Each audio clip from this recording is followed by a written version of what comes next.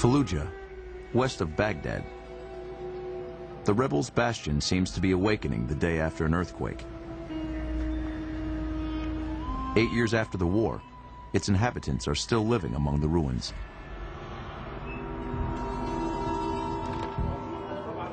At Fallujah Hospital, doctors are fighting another war. Today, as every day, the maternity unit is on alert. A deformed baby has just been born, the 5th this week. This newborn is suffering from serious malformations. The doctors think he will survive, but he may never be able to walk. From the opposite side, please. He needs an operation. At the moment, he's much too weak for us to move forward with surgery. So we have him on observation. We have seen many other types of deformities. He's not alone. Some are more severe than others. We have some babies born without skulls, without organs, and sometimes with their legs totally twisted. Oh, look at his little legs. The mother of this baby is in shock. This woman has had 3 children before this one, all born without any health problems. This deformed baby is the first such case in her family. But there's a dramatic rise in such phenomena. In Fallujah, 1 birth in 5 now exhibits congenital malformation. This doctor sees only one possible solution, and it is radical. I advise all the women in Fallujah city to not have more babies. How did it come to this? All these babies were born after 2004, when Fallujah endured one of the most violent battles ever witnessed on Iraqi soil. Bombs and shells rained down on the city for several weeks. 15,000 coalition soldiers were marshaled to crush Fallujah. Facing them were 2,000 Iraqi resistance fighters armed with Kalashnikovs and rocket launchers. The U.S. Air Force dropped hundreds of tons of bombs. Impact. These pictures show fireballs falling on the city. This is white phosphorus, a chemical incendiary weapon. Today, this bombing is said to have caused the malformations in the children of Fallujah.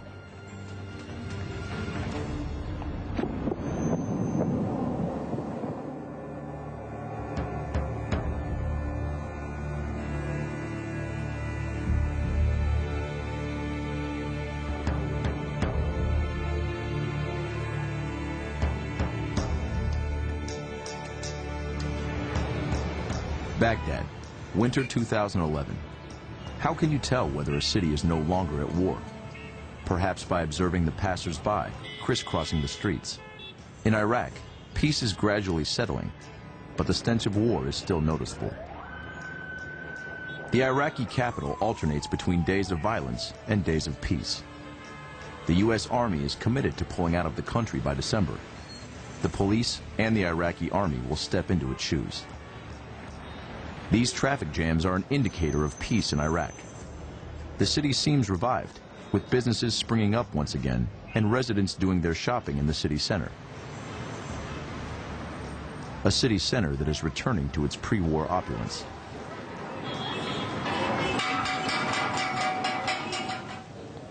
But is the war really over?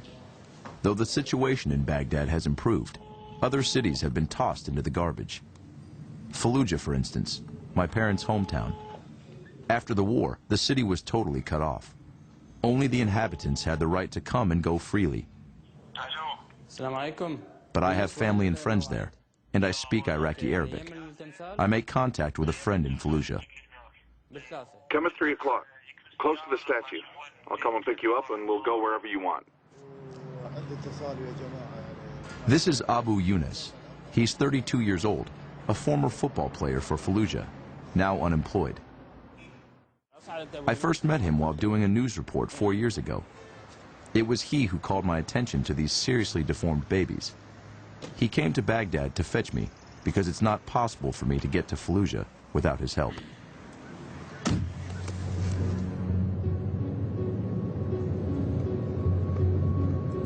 This road is closely monitored. In traveling the 50 kilometers that separate Baghdad from Fallujah, we go through more than 20 checkpoints. The city is located in the middle of the Sunni Triangle, also called the Triangle of Death by the Americans. Some 1,500 U.S. soldiers have been killed in this region, 1/3 of the American casualties in Iraq.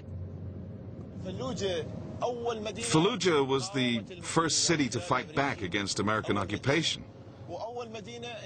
It found fame by throwing them out of town and inflicting great loss of life. So much so that the people wondered how a small city like Fallujah could resist against the world's most powerful army.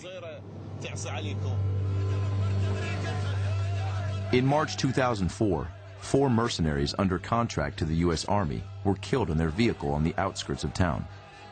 Their mutilated bodies were dragged through the streets, then hung under this bridge as trophies. It was one of the very first acts of violence against the United States. These pictures were soon seen all over the world. It was the start of an escalation that culminated in the Battle of Fallujah in November 2004. The death toll listed 134 GIs and 3,500 Iraqis. Fallujah became a symbol of the revolt.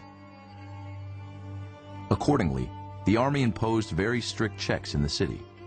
The fingerprints and retina scans of every last inhabitant were recorded in U.S. Army files. Never has any town undergone such treatment. Residents were even issued with biometric ID cards. This badge enables me to enter and leave Fallujah. 7 years later, the badges are no longer needed. The city is now under the control of the Iraqi army, but Fallujah remains the hardest place in the country to get into. You need a guarantor to enter, and he must be from Fallujah.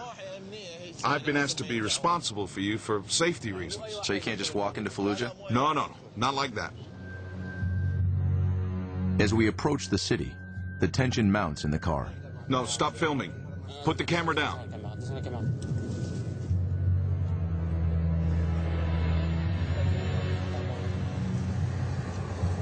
Here we are at the entrance to Fallujah, 100 meters from a border post within a country.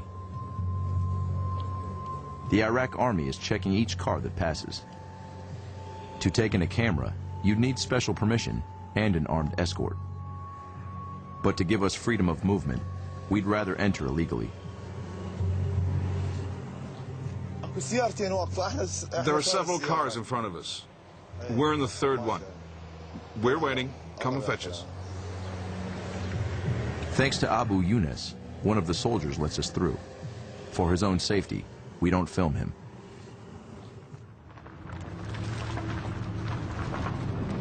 After an hour's wait, we finally pass through the checkpoint.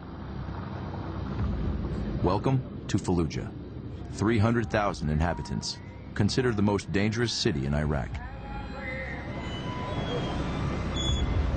Nothing here has really changed since the battle. Life goes on, the streets are teeming, but the traces of war are still here, and the Iraqi soldiers carry on patrolling. In this prison town, it's hard to keep a low profile if you're carrying a camera. So to keep us safe as we move around within Fallujah, Abu Yunus follows close behind. He'll be our guardian angel. This neighborhood is one of the hardest hit by the bombing. Half the buildings are in ruins. Not one wall has been spared by bullets.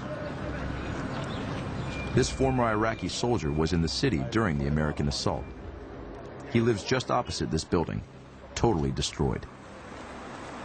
During the bombing, he noticed suspicious explosions.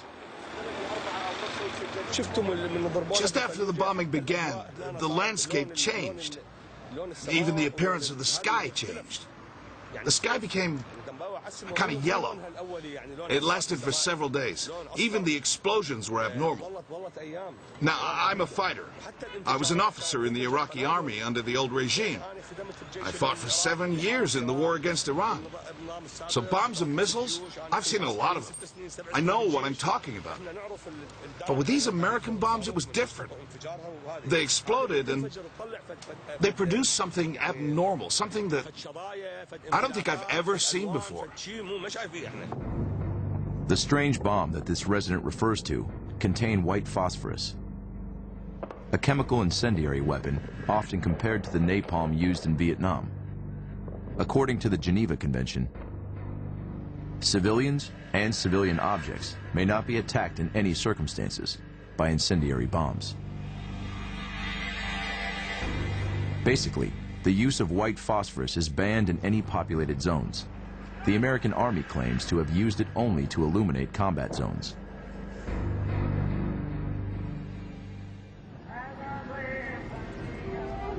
Yet in Fallujah, thousands of inhabitants were still in the city during the bombing. Abu Yunus arranges to meet me at the Martyrs Cemetery, a former football stadium. 3,500 bodies are buried here, resistance fighters and civilians alike. This is where Abu Yunus played football. Today, he comes to meditate at the graves of former teammates, now become martyrs. Some of the footballers who used to play in this stadium are buried here. Even the coach, we called him Khalil Cowboy. Even he was killed by the Americans. In all, I think 13 players from the Fallujah team are buried in their own football ground. This man is the caretaker of the cemetery. One day in November 2004, while burying the victims of the fighting, he made a strange discovery. The Americans brought me sacks. At first, I thought it was humanitarian aid. But when I opened them, just look what I found. Bits of bones and clothes intact. Their translator told me these corpses weren't American, and that's why they'd given them back. The caretaker recovered close to 500 unidentified bodies. He photographed each one before burying them in the cemetery.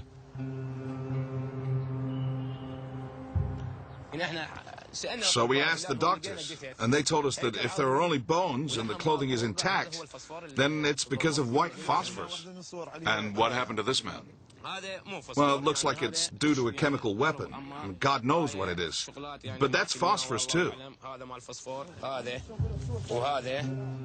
The caretaker is in no doubt. These men were killed by white phosphorus. Did the U.S. Army use these weapons against the population? What are these photos really hiding? To find an answer, I must go to the United States.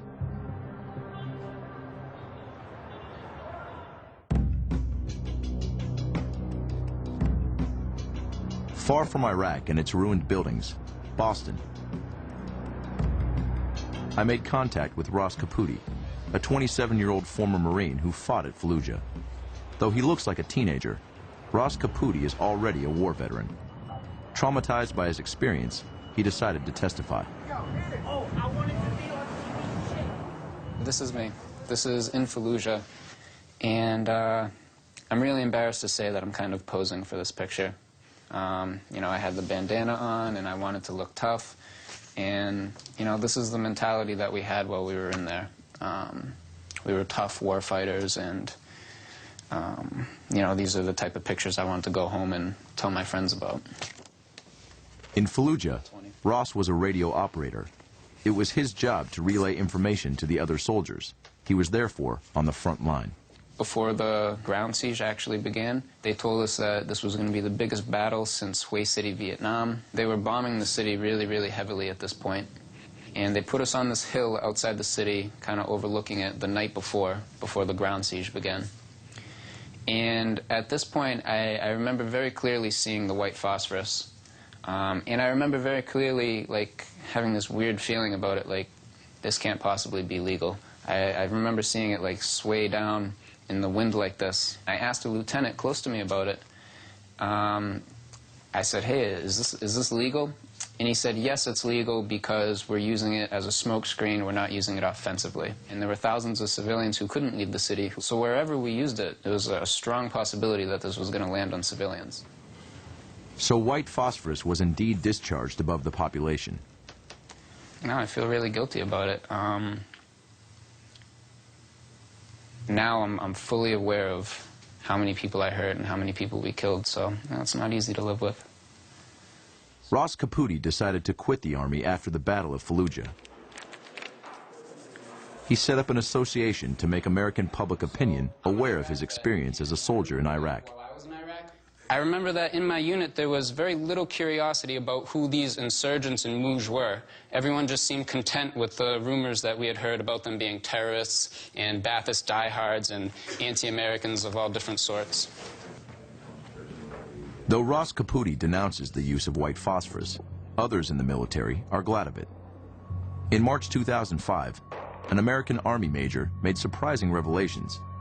In this Army review, he claims that the use of white phosphorus proved highly effective in Fallujah. He adds that he used it willingly against the insurgents. The major refers to such deployment as shake-and-bake missions. According to this officer, white phosphorus was used in Iraq to kill.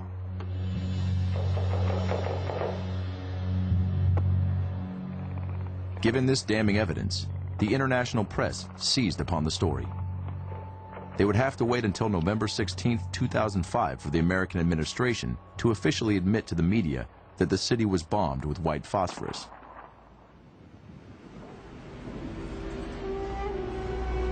Back to Fallujah, 7 years after the bombing, the population is convinced that white phosphorus is still killing. Such is the case with Khalil. He lives in the Jolan neighborhood, one of the hardest hit by the bombing. In 2005, Khalil founded the first charity for war victims. His aim? To gather as much information as possible, beginning with these files on sick children. This child, for example, developed a brain tumor just after the bombing back in 2004. And it's the same in this case. There's a serious malformation problem from birth. So we record the information, we establish a medical file, and then we send it off to the doctors and charities. All we really want to try and do is find a solution and help these poor families. It's a modest office. Khalil doesn't have extensive resources, not even a computer on which to record all this information. He seems overtaken by events. You know, we knew absolutely nothing about any of these diseases before. And when the Americans came here, they were supposed to bring us modernity. Instead, they've sent us back to the Stone Age. Khalil agreed to supply us with the files of sick children.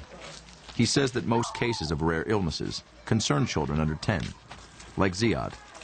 He was born after the 2004 attacks with a serious malformation. He is the first case of this type in his family.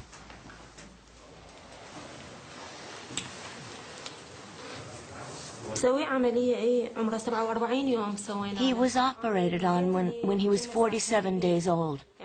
The house we lived in was bombed. When we returned, I cleaned the place entirely. Maybe it was because of that. I don't know. Your house was bombed during the battle? Yes, it was hit by a missile, and half the house was destroyed. The living room, my bedroom, all of it was destroyed. The furniture, too. All we had left was what we're wearing, was this wardrobe. We rebuilt everything ourselves. 1 year later, my son was born with a malformation, and I was told it was linked to the bombing. How long did you stay in that house? 2 years. We left the house a year after I gave birth. Why are children who were not alive during the war, and who were therefore not exposed directly to white phosphorus, victims of malformations? What do the Iraqi authorities say? Is it a public health problem? In Fallujah, only the Ministry of the Environment was willing to talk to us. The truth is, we haven't been able to do any environmental surveys. I mean, it was impossible to carry out any tests at all.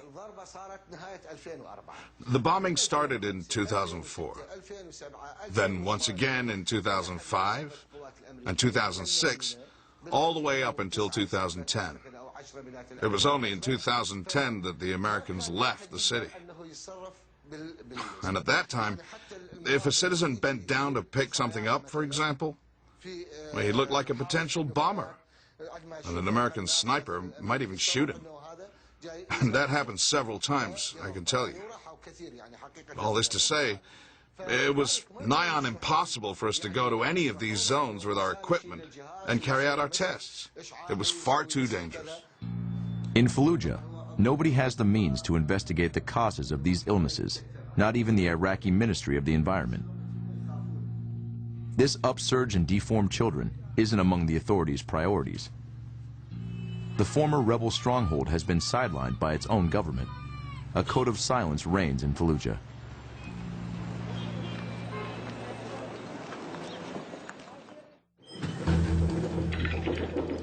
Since the end of the war, just one study has shed some light on this. It was carried out in Fallujah in 2009 and was published in a major medical review. This document contains worrying results about the rise in the number of deformed babies.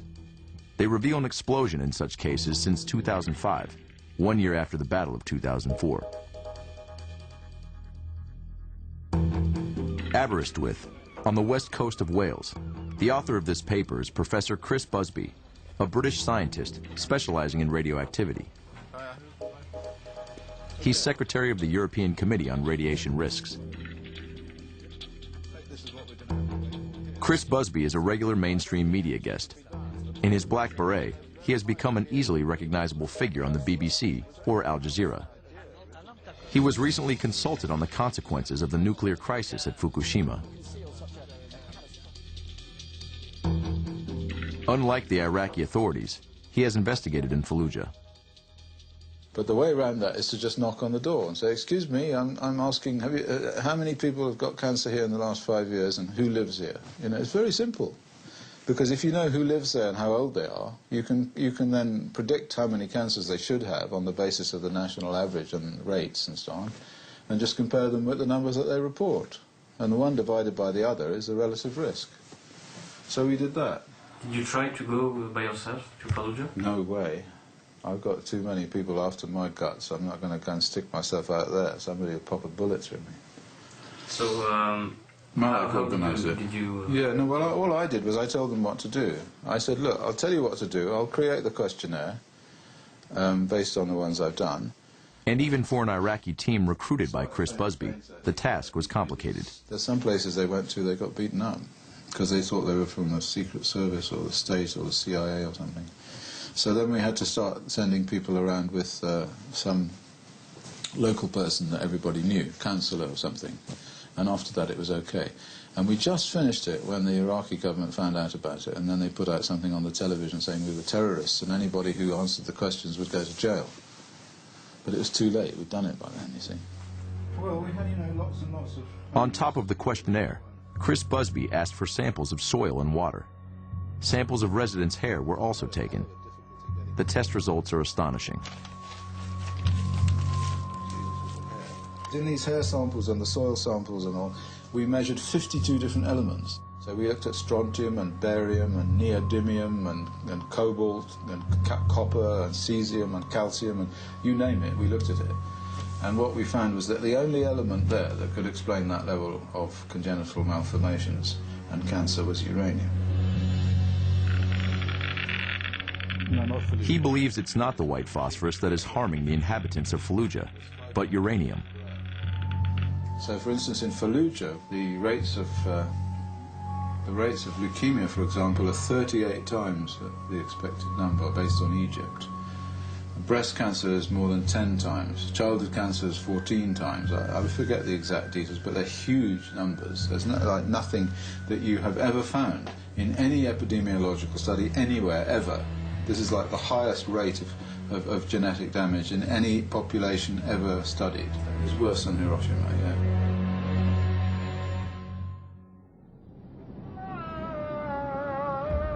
Why is Fallujah compared to Hiroshima? How did uranium come to be in this city? Officially, no nuclear weapons were used in Fallujah.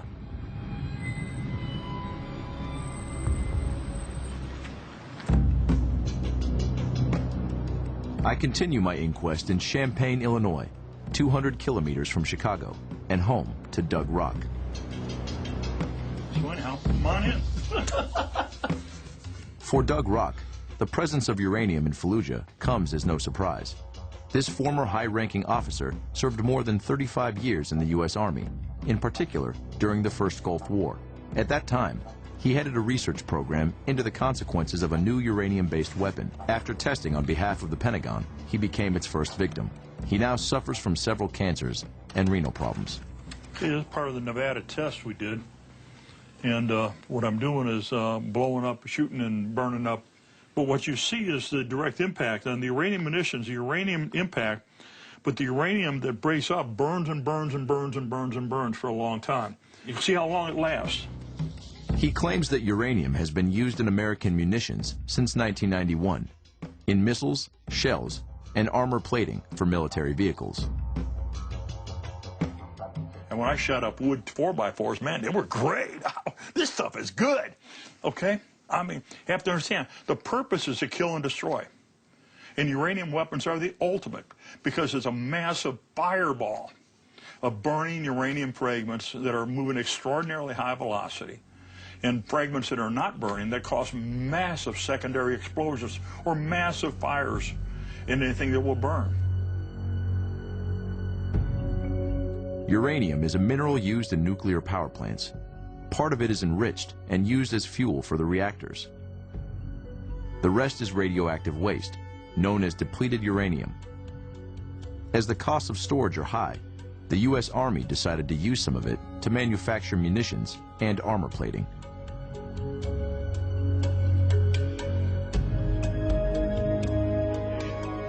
Doug Rock sees depleted uranium quite simply as a nuclear weapon. And yes, it is. It's solid radioactive waste. It's chemically toxic.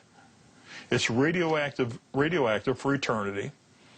It's a dirty bomb. And yeah, it is. Yeah, let's call it nuclear for what it is. It's nuclear waste used to kill and destroy, thus contaminate air, water, soil, and food that remains there to cause harm for eternity. This weapon was used for the first time in Iraq in 1991. At the time, the U.S. Army asked Doug to inspect the tons of burnt-out Iraqi tanks destroyed by depleted uranium missiles. This is measuring the contamination on destroyed As a result, Doug and his team were seriously contaminated by inhaling uranium dust. Today, Doug is one of the only survivors of that group. Now, I mean, you can look at me. I mean, what I looked like then, I was a lot different. Extraordinarily healthy, and now everybody's extraordinarily sick. This is me right there. Yeah, we were the best of the best.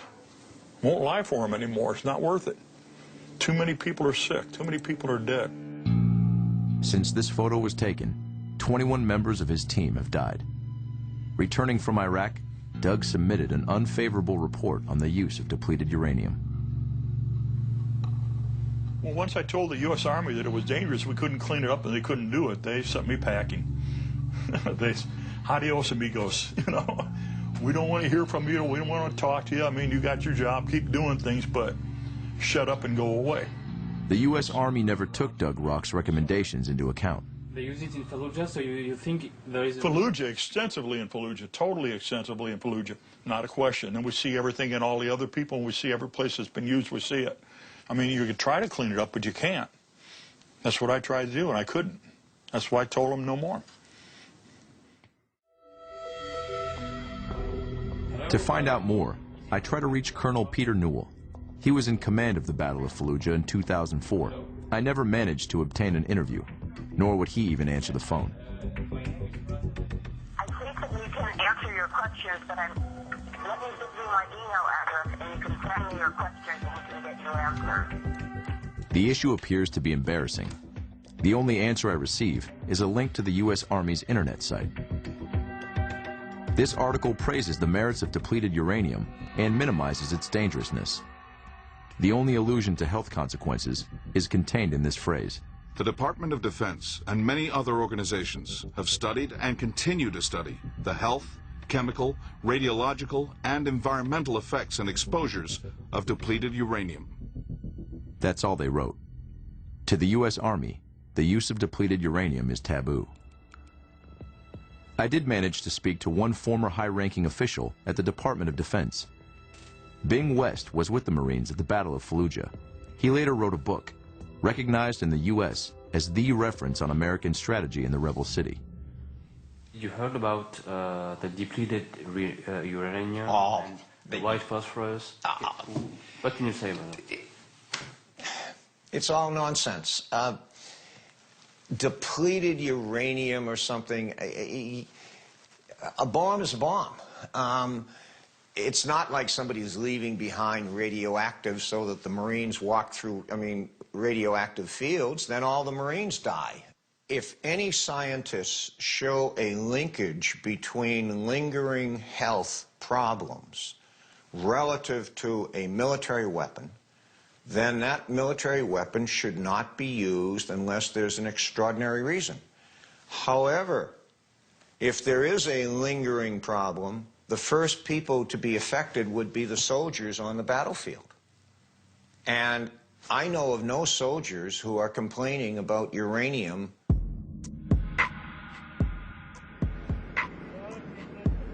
Yet it's not that hard to find American soldiers contaminated by depleted uranium. A few kilometers from New York, Gerard, Janice, and their children are, to all appearances, a typical American family. You're gonna get me tired, man. Apart from one detail.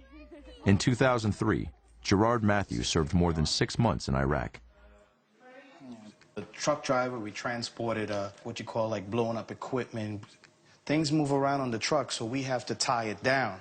So that's when susceptibility of being exposed or sleeping in that environment with your trucks, because, you know, some of the missions don't take just one day, it takes more than one day. Gerard fell ill several months later. The early symptoms seemed trivial, standard headaches, problems with his vision, but his state quickly worsened. The beginnings of a brain tumor, renal problems. The list is long.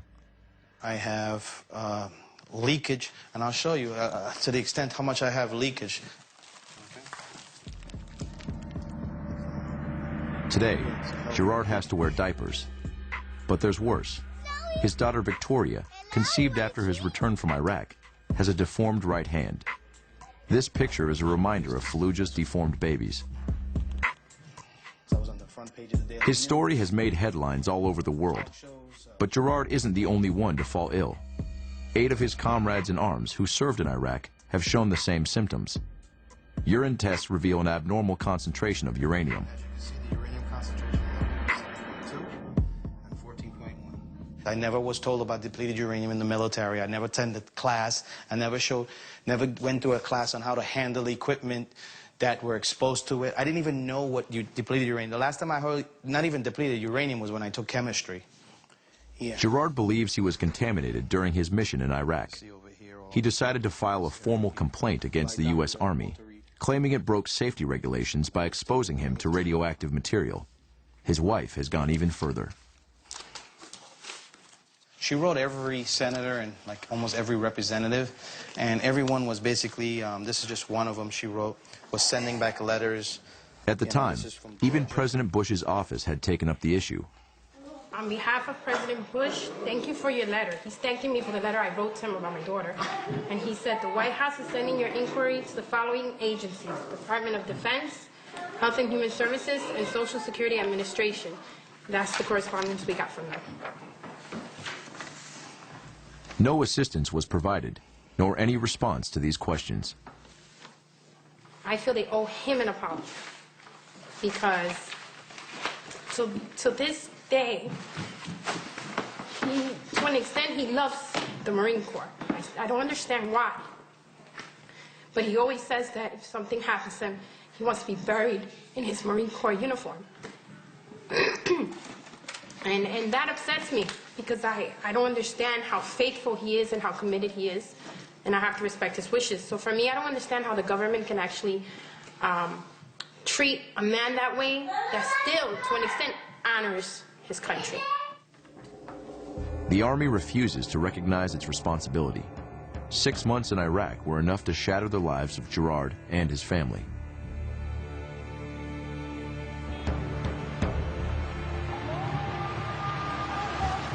In Fallujah, thousands of inhabitants still live in these buildings destroyed by American bombing. 7 years in a contaminated city.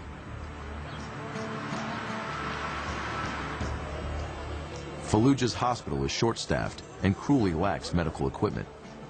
Nothing can be done to save these children, so to keep evidence of their births, a photographer has been drafted in by the doctors.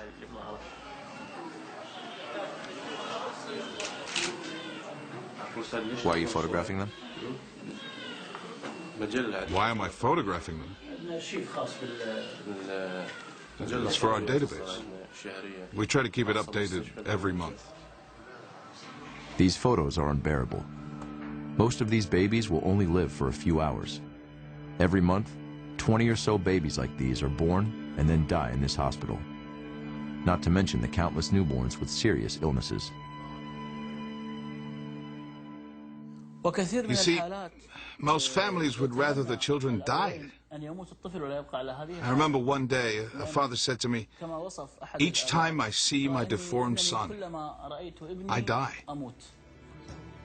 A generation sacrificed. And how many more? For these children, it's already too late. Faced with this human catastrophe, the Iraqis are powerless. But to prevent the tragedy of Fallujah from happening elsewhere, some people in Europe are starting to take action.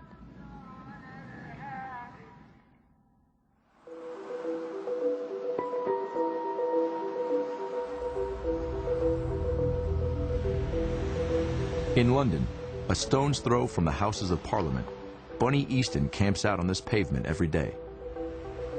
He has been campaigning against the war in Iraq since 2005. His spot at the foot of Big Ben is well chosen to attract both Londoners and tourists. Behind him, photos of deformed babies are exhibited for all to see. Shocking pictures that attempt to boost public awareness. We aim to expose not just the wickedness of war, it's the wickedness of the weaponry. The shells of the bombs and rockets, the outer bits of the armoured cars, all made of depleted uranium left over after they've made the atomic bombs. I mean, we've got a poster there entitled "A Different Nuclear War." The slogan and the slew of Iraqi baby photos haven't managed to rally great support. But Bunny Easton isn't alone in his fight.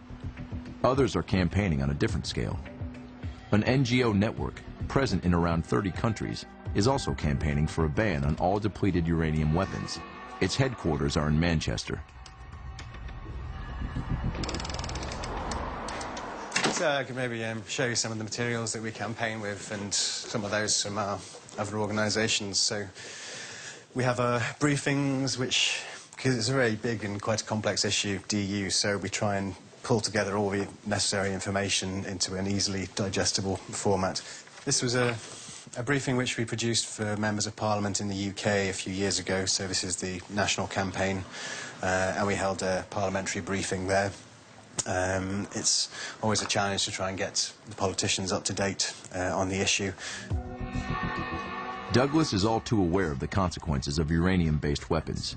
He has studied the subject since the Balkan War in 1994.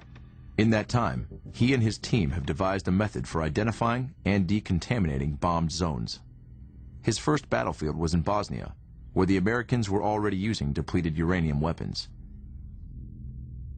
This is a map of a place in Bosnia, which was a site where DU weapons were used in 1994, 1995. But there were quite high levels of contamination at this site, so we've been doing quite a lot of work around that just to try and map where the DU has been used. In Bosnia, the organization identified 12 highly contaminated zones. This information enabled the Bosnian Environment Ministry to take steps to limit the damage. So this is one called Borovac, which was decontaminated in 2007. As you can see from here, it's a pretty extensive task that they have real problems in trying to identify the actual sites where DU is. That's a DU round that's been dug up and it's started to break down in the soil. Yep, so the yellow you can see on the outside is uranium oxide, and so with about 300 grams in each of the penetrators. Collaborating closely with the local authorities, Douglas was able to work freely in Bosnia. In Iraq, the situation is much more complicated. The problem that we see is that there are probably three quite different kinds of contamination in Iraq. You'll have the contamination from the tank ammunition, and obviously children quite enjoy playing on old war wreckage, and so that was one problem in itself. Then you have DU from aircraft strikes, where you may end up with a lot of contamination in the soil. Then you'll have another kind of contamination from the armoured fighting vehicles, which again fire a small caliber round, and that will definitely be within built-up areas. So you have 3 different kinds of contamination. All of this needs to be mapped. But at the moment, the US hasn't released data on where it's fired any of these weapons. And this is a huge issue. This is a shot from... To obtain this information, militants have demonstrated outside the American embassy in London, but the US Army still refuses to provide it. In the meantime, the NGO is attacking the British government, also accused of having used depleted uranium weapons in Iraq. Recently, these accusations have even been taken up by a British member of Parliament during a session. The Leader of the House may have seen today's distressing reports about the increased rate of birth defects in Fallujah. Can we have a debate about this issue so we can hear from the Foreign Secretary what representations he is making to his US counterparts about this appalling legacy of the Iraq War? In 2010, the British Ministry of Defence finally admitted the use of depleted uranium in Iraq and supplied the United Nations with information on the zones targeted. The US ally is beginning to voice its doubts on this weapon. Only Belgium, Ireland, Costa Rica, and New Zealand have formally banned uranium in their arms. But today, no international convention even mentions depleted uranium in its texts. This allows the U.S. administration to continue using it without fear of reprisals. At the Illinois Law Faculty, Francis Boyle claims that the USA can be hauled before a tribunal. This lawyer and Harvard graduate has an international reputation. Agent Orange in Vietnam, Gulf War syndrome, war trials are his specialty.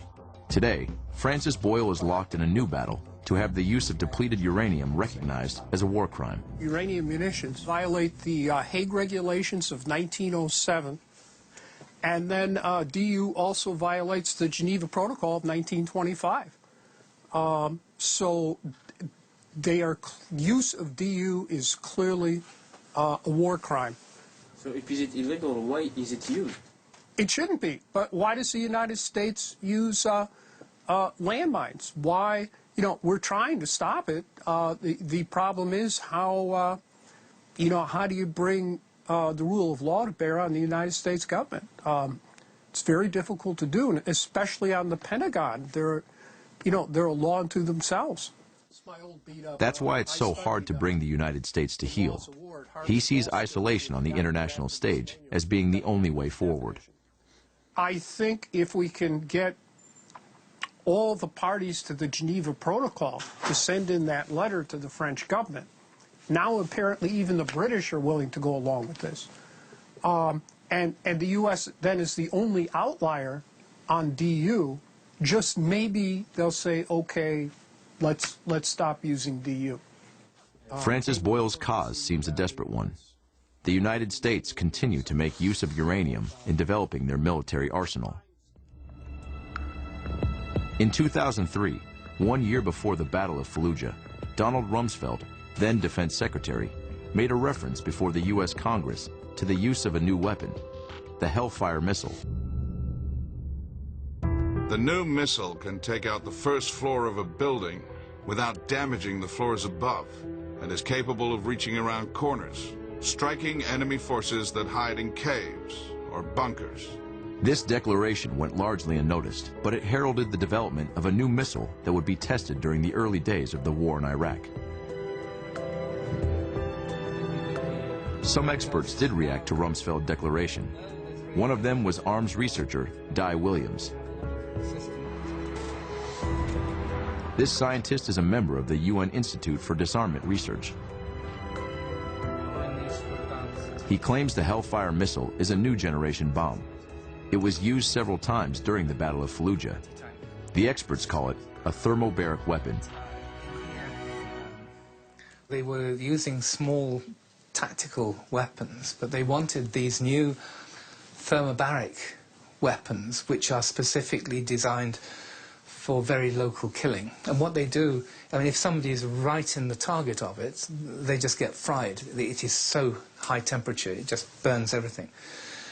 but also if they are within maybe 50 meters, it will also kill them because you get a bang and it sucks all of the air out, and so you get a pressure wave which goes high pressure and very low pressure, and the air pressure goes down to maybe 10% of normal. And if you're in that area, your lungs collapse. You can't breathe. Di Williams has not only analyzed the photographs of the bombing in Iraq, but has also listed the new types of thermobaric bombs developed by the U.S. Army. Once again, they remain very discreet as to the use of uranium. We have 9 different new weapon systems going from 100 kilos up to 2,000. And if you look in the report, all they say is dense metal, where it says dense metal warhead, dense metal ballast, high density payload. When you realize what they're using every word they can excepting uranium. But they're saying this is a secret heavy metal, but they never say what. According to Di Williams, these thermobaric bombs were showered on the rebels who had taken refuge in houses in Fallujah. Now, if this kind, you can see how much smoke and contamination. That's a mixture of concrete dust and bomb dust. If that is using uranium, then you've got 500 kilos of uranium dust in that room, or at least spread over that part of the town. And they're celebrating, and they don't realize that they're looking at their own future cancer. And it is just, it's so sad. Hell yeah, bitches! See you in fucking hell, dog. See you in fucking hell.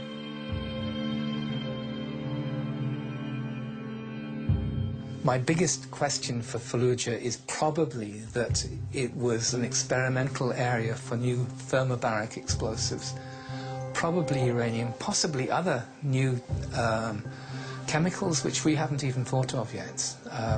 And so this is where, looking at the birth defects, we have to question which systems were used.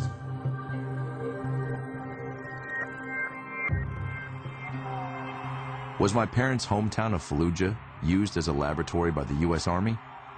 How long will Iraqis have to suffer the consequences of the war? The Bush administration boasted of waging a clean war, but it continues to sacrifice generations of children, both in Iraq and the United States. In Fallujah, 2 to 3 deformed babies are born every day. Most live but a few hours. The space in the cemetery reserved for these victims grows steadily.